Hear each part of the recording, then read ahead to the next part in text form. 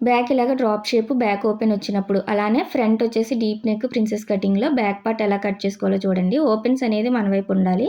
ఖర్చుకి ఇలాగా 1/2 ఇంచ్ అనేది ఎక్స్ట్రా మార్క్ చేసుకోండి మన వైపుకి. అలానే నడుము లూజ్‌లో నాలుగో భాగాన్ని డాట్‌కి, ఖర్చుకి మార్క్ చేసుకోవాలి. షోల్డర్ అనేది ఫుల్ షోల్డర్ తీసుకోవాలండి బాడీ మీద. అలానే చంక డౌన్ కూడా అదే పెట్టుకోండి. ఇప్పుడు చెస్ట్ లూజ్ మార్క్ చేసాం కదా! ఇక్కడ లోపలికి ఒక 1/2 ఇంచ్ మార్క్ చేసుకోండి. పర్ఫెక్ట్‌గా ఉంటుంది. ఇలా మార్క్ చేసి కర్వ్ తీశారంటే, ఇక్కడ 1/2 ఇంచ్ అనేది బోట్ నెక్ కాబట్టి డౌన్ పెట్టుకోవాలి. అక్కడి నుంచి చంక రౌండ్ అనేది ఇలా చెక్ చేసుకోండి.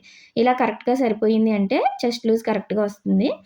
ఫ్రంట్ డీప్ నెక్ కాబట్టి నెక్ విడ్త్ 3 ½ వరకు పెట్టుకొని ఇలాగ బోట్ షేప్ డ్రా చేసుకోండి. కింద ఎంతొచ్చిందో నడుము అనేది అలా మార్క్ చేసుకొని, ఇక్కడ 2:30 వరకు మార్క్ చేసుకుంటున్నాను. అలానే డోరీస్ కోసం ఒక 30 వరకు మార్క్ చేసుకోండి.